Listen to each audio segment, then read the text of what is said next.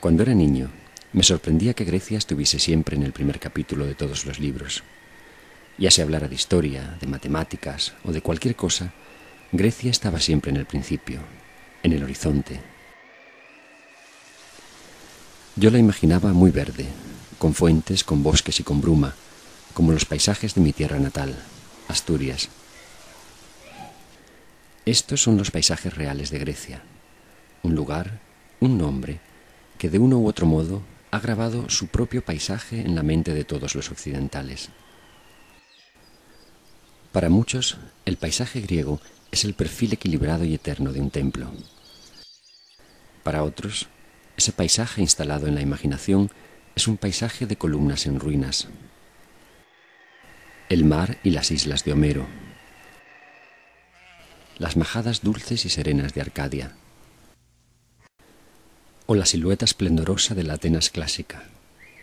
Pero ¿por qué Grecia? ¿Por qué Grecia ha llegado tan adentro en nosotros?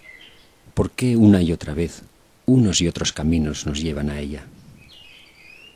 Nadie duda que han existido también otras culturas, pero lo cierto es que ninguna otra cultura ha sido tan revalorada, reinterpretada, rescatada y universalizada como lo ha sido la cultura griega.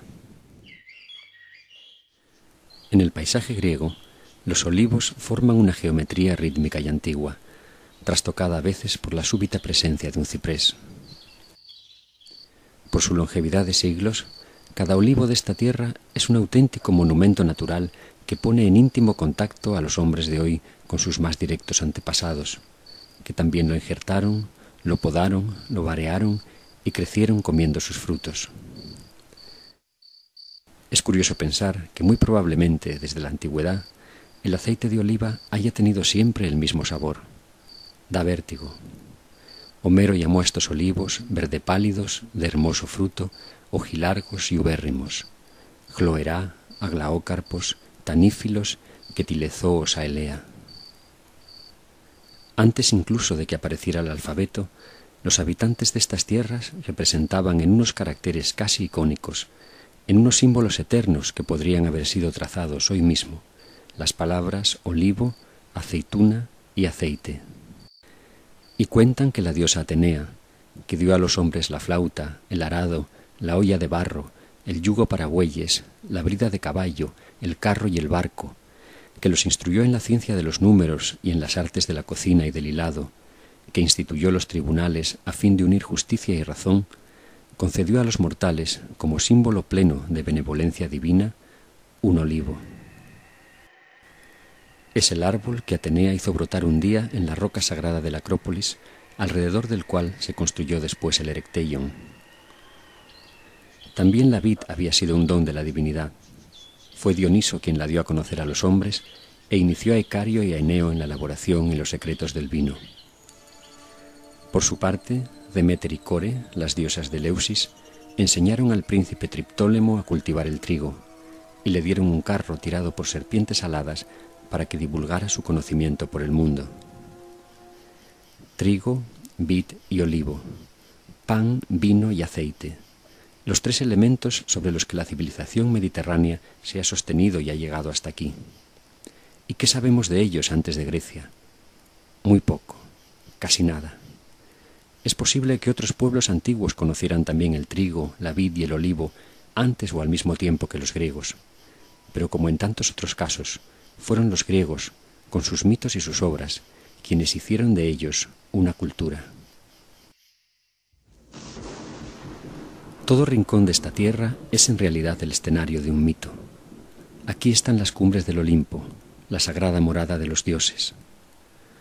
Las aguas sobre las que Caronte cruzaba a las almas con su barca.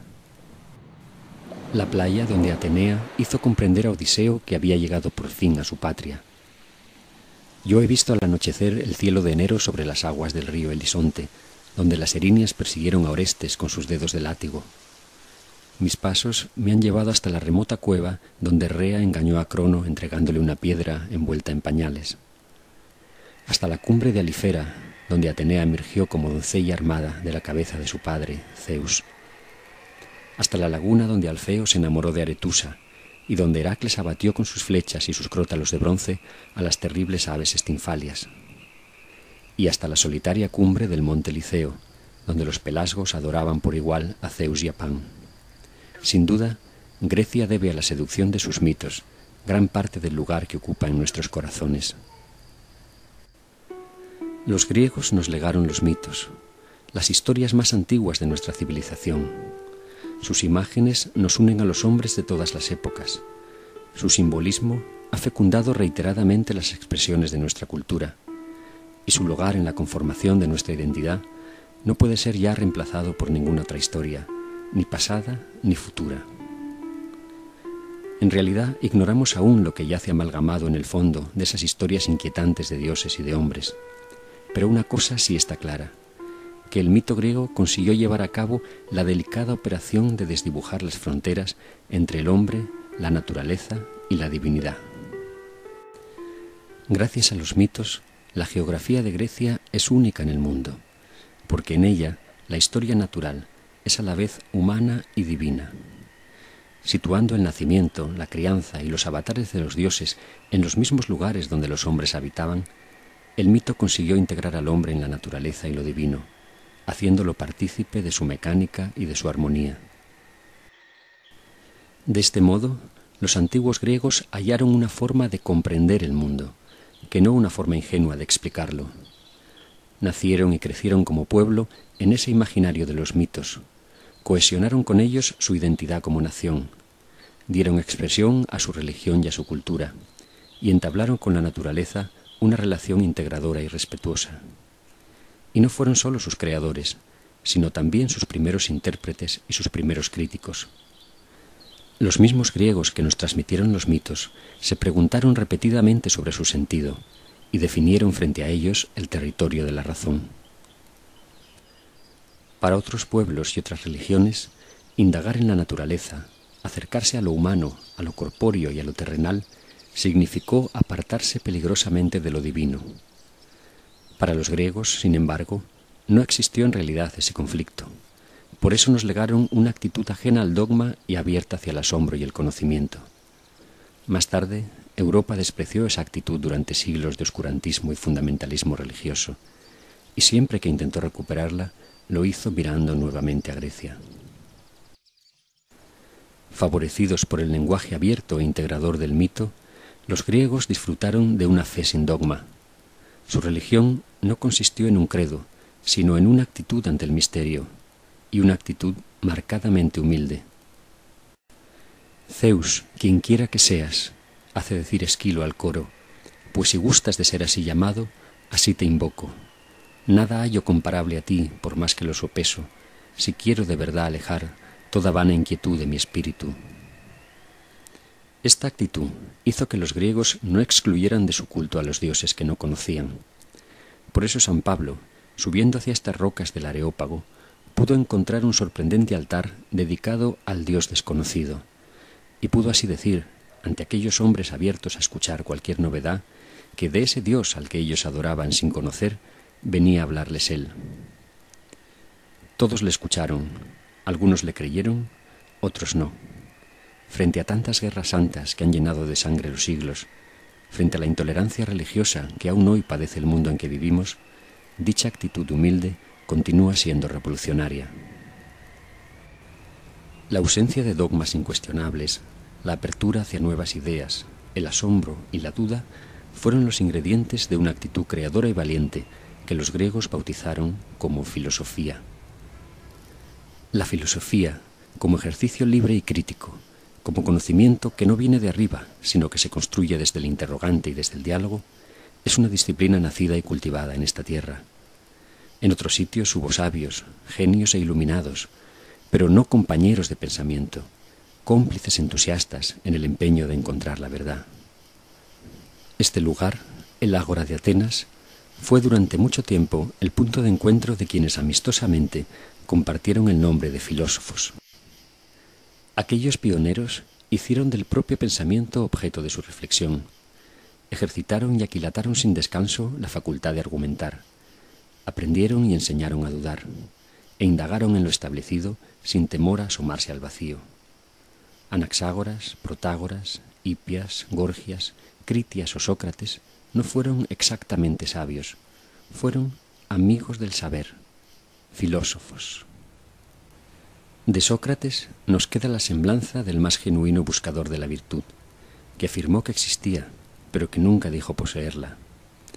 De Platón y Aristóteles quedan los más solemnes y visitados edificios del pensamiento universal.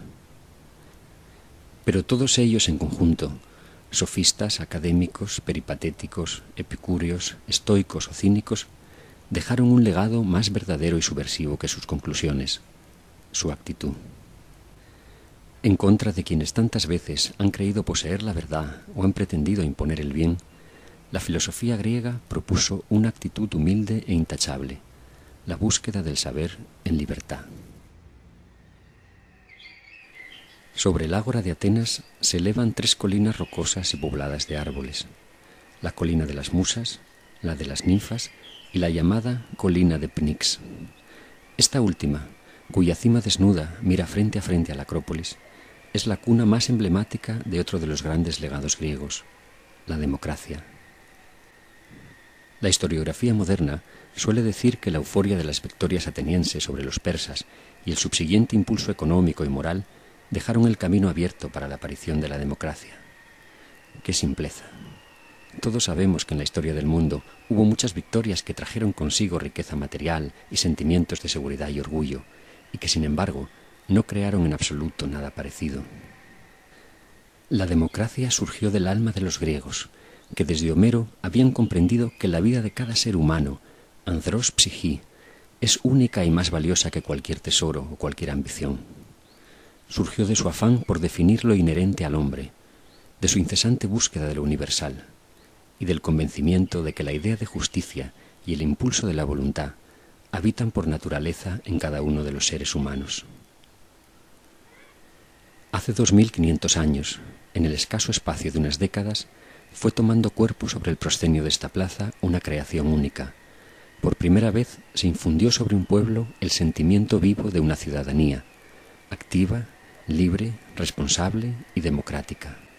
Durante los años de paz en tiempos de Pericles, se cruzaban en esta explanada Esquilo, Sófocles, Eurípides, Aristófanes, Heródoto, Tucídides, Fidias, Ictinos, Calícrates, Aspasía, Anaxágoras, Protágoras, Gorgias, Hipias, Antifón y Sócrates. Se dice pronto. De todos ellos y de otros que vinieron después, hemos heredado la ciudadanía. Hasta entonces, en la historia de la humanidad, el hombre no era ciudadano. Había culturas de cumbre, de poder concentrado en un rey dios o repartido entre una casta, pero no culturas de ciudadanía. Y la democracia se creó sobre el demos, un pueblo consciente de su dignidad y dispuesto a ejercerla. La experiencia de las polis griegas, con todos los defectos que puedan señalarse, confirió a la sociedad del momento unos sentimientos de libertad, justicia, igualdad, responsabilidad e implicación en la definición y en la salvaguarda del interés común, desconocidos en su época y, desgraciadamente, en las épocas que vinieron después. La democracia griega tuvo por ideales supremos la libertad y la igualdad, ideales que desde esta tribuna fueron defendidos por los ciudadanos mediante la fuerza de la palabra. Por un lado, libertad para hablar en privado y en público, libertad para participar en la política, libertad para vivir conforme a los propios deseos. Por otro lado, isonomía o igualdad ante la ley, isopolitía o igualdad de derechos políticos, isigoría o igualdad en el uso de la palabra. Y junto a estos derechos, también una virtud, la parresía, la virtud de implicarse y de usar la palabra para defender la verdad. El esplendor de estas ideas, evocadas en estado puro desde lo alto de esta roca, nos revela lo frágil y confusa que aún hoy es la democracia en el mundo. No solo Atenas, sino también las islas y todas estas tierras de la Grecia peninsular cultivaron con esfuerzo el proyecto de la democracia. A uno y otro lado de estas aguas del Golfo de Corinto se extienden las tierras de 2 de las más importantes confederaciones de Grecia. De este lado sur, la de los aqueos, en las costas de enfrente, la de los etolios. Mientras en el resto del mundo imperaban las monarquías y la autoridad de la costumbre, las polis y las confederaciones griegas se regían por asambleas de ciudadanos libres comprometidos en la definición del bien común. Este frágil sistema, basado en la virtud política del individuo, sobrevivió, no obstante, más tiempo que cualquiera de las actuales democracias a los eventuales conflictos de intereses entre griegos. Si finalmente sucumbió, fue por las propias exigencias del empeño, por la inquina de traidores y por la llegada de invasores extranjeros. En estas hermosas aguas a la entrada del Golfo de Ambracia tuvo lugar la famosa batalla de Actium, la derrota militar de Marco Antonio y Cleopatra que llevó a Octavio a convertirse en el primer emperador romano. Parece increíble, pero desde el lejano Octavio Augusto hasta la independencia de Estados Unidos, la Revolución Francesa y las posteriores revoluciones burguesas, ningún estado del mundo fue gobernado por un sistema de pretensiones democráticas y constitucionales. Las democracias representativas de hoy en día, herederas más bien del republicanismo romano que de la democracia ateniense, no han pasado de ser oligarquías amparadas en un controvertido respaldo popular. La democracia griega cayó en el olvido. La propia palabra democracia tardó 2000 años en entrar en las lenguas de Occidente, y la idea concreta de lo que esta forma de gobierno significa fue reconstruida por historiadores y filólogos hace apenas 2 siglos a partir de los textos de Tucídides y Sócrates, Demóstenes y Heródoto. Indagar en el pasado de forma crítica y reflexiva fue también en su origen una empresa griega. El pionero de este empeño fue precisamente Heródoto de Halicarnaso, un inquieto viajero nacido en una ciudad griega sometida al control de los persas. Heródoto no se propuso trazar una genealogía mítica ni componer una epopeya, sino entender las causas que habían conformado su tiempo, explicarse a sí mismo la razón de su exilio, comprender el origen profundo del enfrentamiento entre griegos y bárbaros. Para ello, se lanzó a navegar por el Mediterráneo y a recabar testimonios directos de los testigos presenciales de los hechos y de sus herederos. Recorrió, indagando, las islas del Egeo, las costas del Mar Negro, Egipto, Babilonia, Tiro, el sur de Italia y casi toda Grecia hasta reconstruir lo sucedido en el mundo durante los tiempos de los 4 últimos reyes persas, Ciro, Cambises, Darío y Jerjes. Con su larga y concienzuda labor, Heródoto estaba inventando algo nuevo, la historia, una palabra que aparece por primera vez en su obra significando precisamente indagación. El esfuerzo intelectual llevó a Heródoto a la tolerancia. Esta es la famosa bahía de Maratón, el escenario de la gran batalla entre griegos y persas narrada por el historiador. La historia que Heródoto nos dejó en herencia está narrada sin acritud y con empatía. Es el fruto de una visión respetuosa y tolerante de todos los pueblos y sus costumbres, el fruto de una mentalidad abierta. Por otro lado, su condena de la guerra es constante, como su compasión por el sufrimiento y la desgracia de ambos bandos. En este cañaveral murieron atrapados más de 6000 persas. Bajo este túmulo de Maratón yacen los restos de los 192 atenienses caídos en aquella batalla. En la paz, los hijos entierran a los padres. En la guerra, son los padres quienes entierran a los hijos. Esta frase de Heródoto, tantas y tantas veces repetida, resume el antimilitarismo y la cordura con los que comenzó a escribirse la historia. Los protagonistas de la historia escrita por Heródoto, Tucídides, Jenofonte o Polibio no son los héroes singulares, no son ni siquiera los griegos, son los hombres, todos los hombres. En esto, los historiadores siguieron esa línea de lo universal trazada por Homero que nunca desaparecerá del espíritu griego. Y en esta universalidad, la historia coincide con otro de los grandes hallazgos de los griegos, la tragedia. Este es el teatro de Dioniso Eleuterio, el primer escenario de las grandes tragedias. La palabra teatro significa lugar para ver. Así pues, el teatro no es una acción considerada desde el escenario o desde la representación, sino desde aquí arriba, desde las gradas desde las que miran los espectadores. A partir del siglo V a.C., Grecia se llenó de teatros. Las historias que se representaban en ellos eran por lo general recreaciones de mitos conocidos y antiguos. En esos casos, el argumento apenas aportaba nada.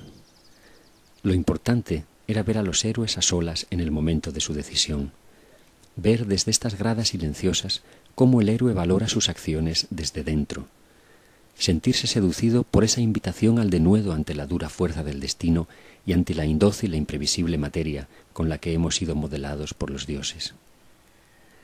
La tragedia presenta el conflicto, pero no lo zanja. Por eso fue una escuela de pensamiento y democracia. Otros pueblos contaron con el material narrativo de los mitos, pero no llegaron a extraer de ellos un conflicto ético como el de la tragedia. Dicho de otro modo, otros pueblos pudieron entender sin duda la zozobra de un hombre que mata a su madre para vengar la muerte de su padre, pero ninguno de ellos escribió la Orestiada. Los griegos nos dejaron la tragedia, pero también la comedia y la poesía lírica y la épica y la historia, el ensayo, la novela, el diálogo, el epigrama, el encomio, el epitalamio, la hermenéutica, la propedéutica, la coreografía. Todos los géneros literarios en que nuestra cultura se ha expresado y se expresa son una herencia de los griegos. El gran mérito de aquellos hombres es que en todos los ámbitos cifraron siempre lo que imaginaron y que lo hicieron de forma magistral. Por eso, quienes han venido después han tenido que referirse a ellos, que intentar evolucionar sobre ellos. Esta es una realidad inamovible que marca la cultura universal. La literatura, la historia, la política, la ley y la ciencia se desarrollaron por escrito con los griegos.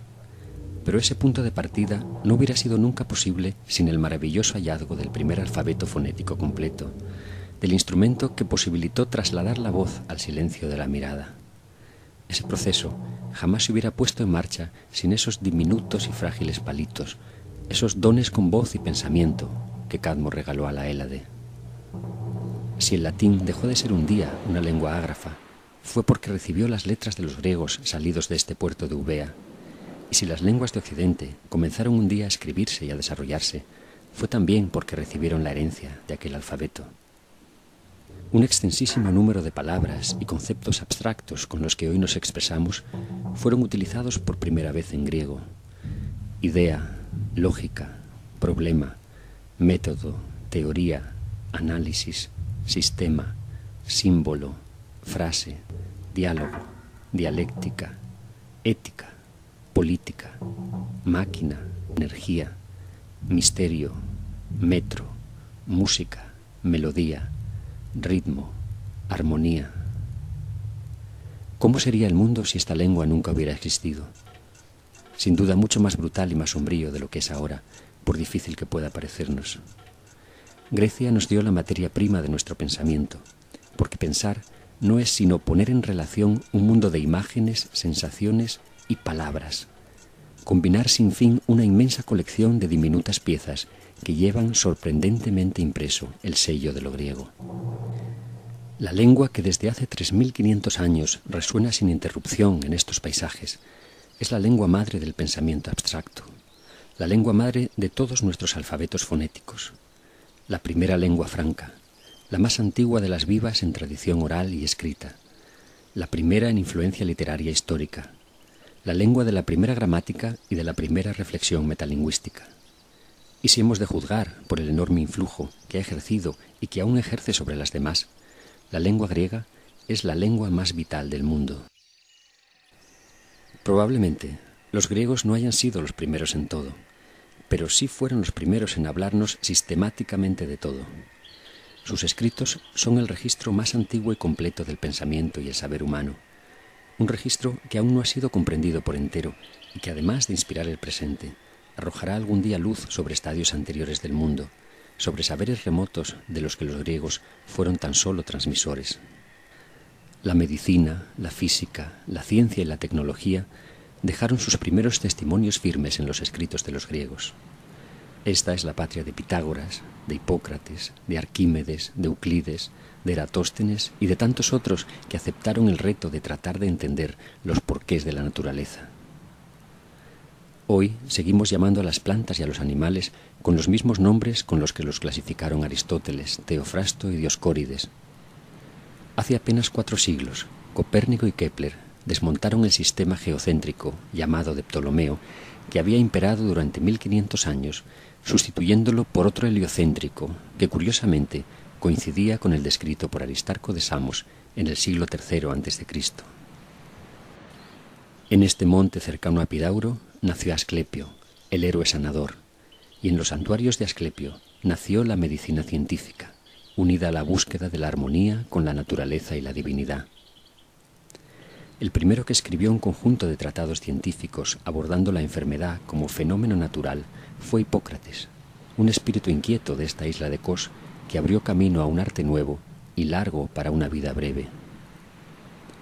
De los nombres de quienes le siguieron, recordamos sobre todo a Demócedes, médico del rey persa Darío, a Diocles, gran estudioso de la anatomía, a Praxágoras, pionero en el estudio del sistema vascular, a Herófilo, indagador de la fisiología del cerebro, del ojo y de los genitales, a Erasístrato, que estudió las funciones de los nervios y el ciclo del oxígeno en la sangre, a Dioscórides, el padre de la farmacopea, al propio Aristóteles y al irrepetible Galeno.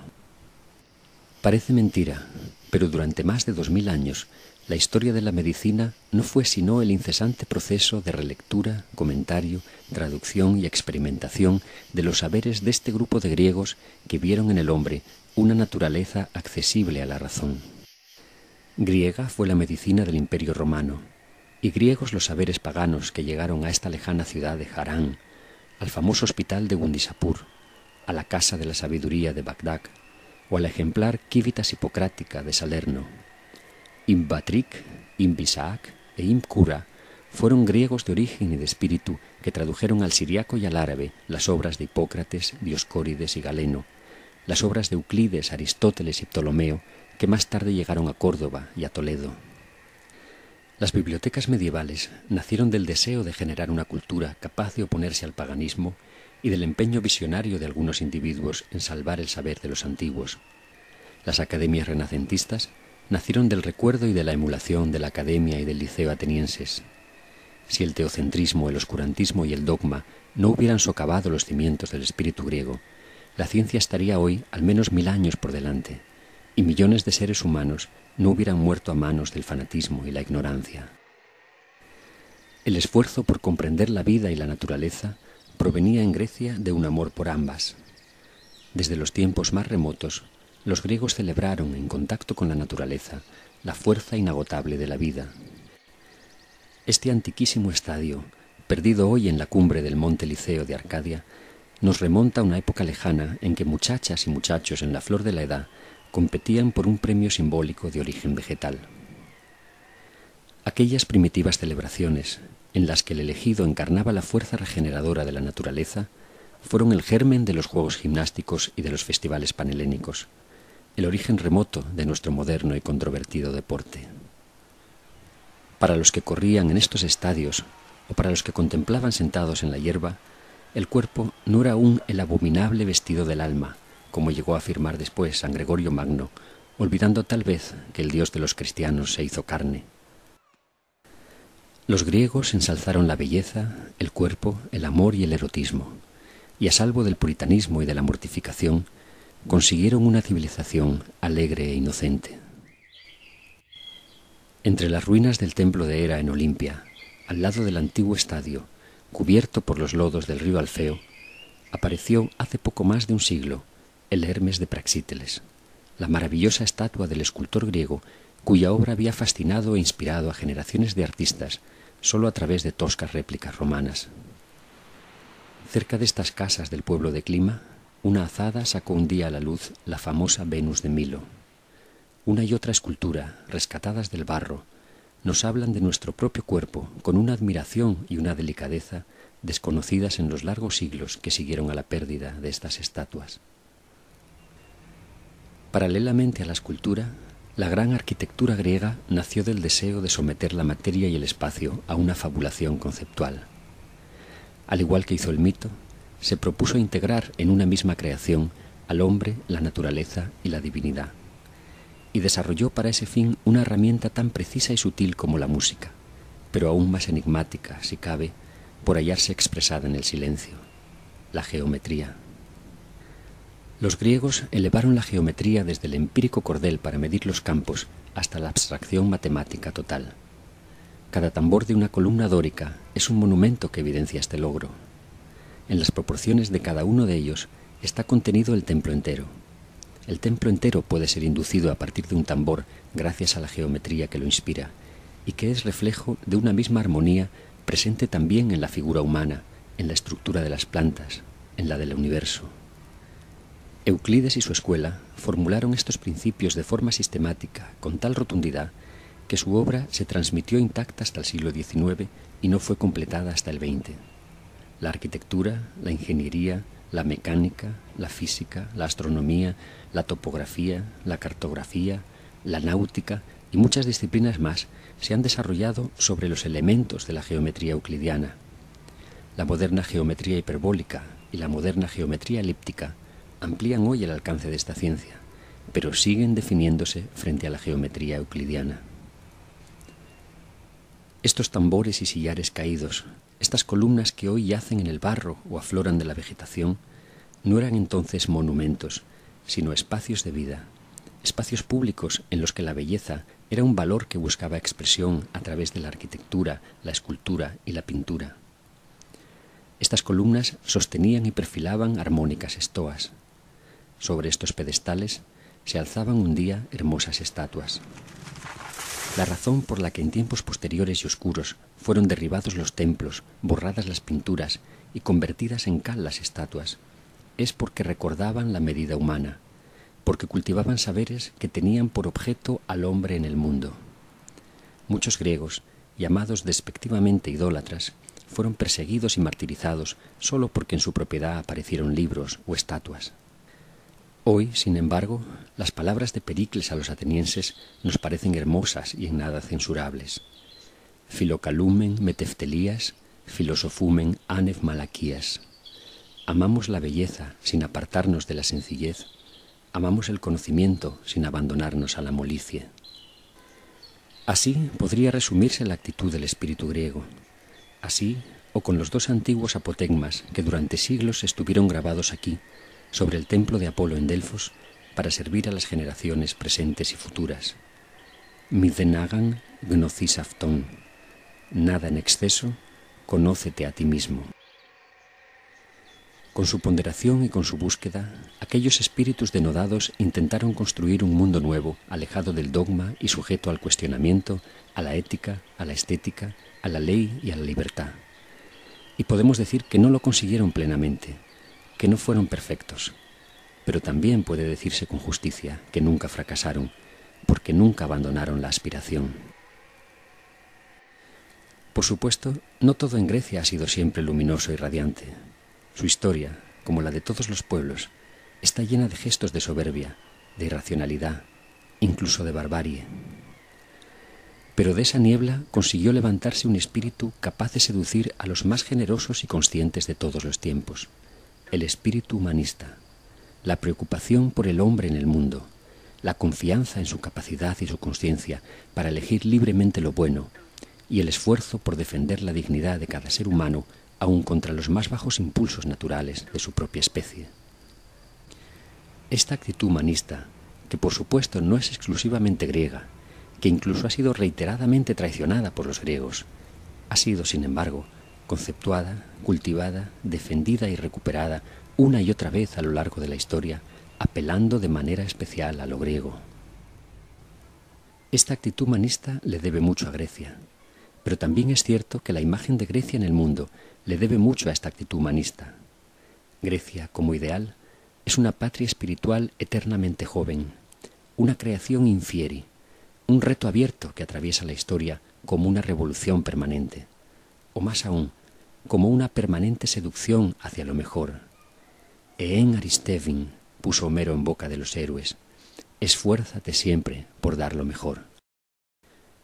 Como es de suponer, esta actitud ha sido siempre de unos pocos, una actitud de resistencia frente a un entorno adverso y bárbaro. Sin embargo, cada vez que ha brillado a lo largo del tiempo, en medio del abuso, de la desmesura o el oscurantismo, la humanidad ha dado un paso hacia la sensatez, hacia la ponderación, hacia la dignidad del hombre por encima de credos o intereses. Claro está, no es seguro que esta esforzada actitud humanista acabe triunfando sobre el abuso y la barbarie. Pero sí es absolutamente seguro que el abuso y la barbarie triunfarán con más dificultad entre quienes han hecho suya esta actitud que entre quienes la ignoran o la menosprecian.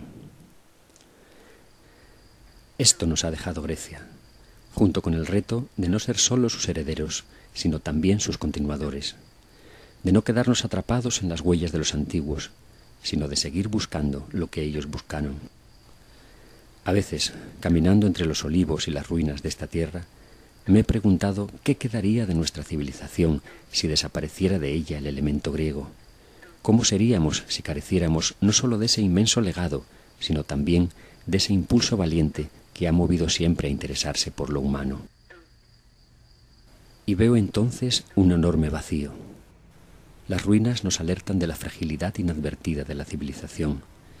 Nos recuerdan que sus conquistas son efímeras, que deben ser defendidas cada día que amanece, y que la única civilización posible y digna de tal nombre es la que une a los hombres contra la barbarie.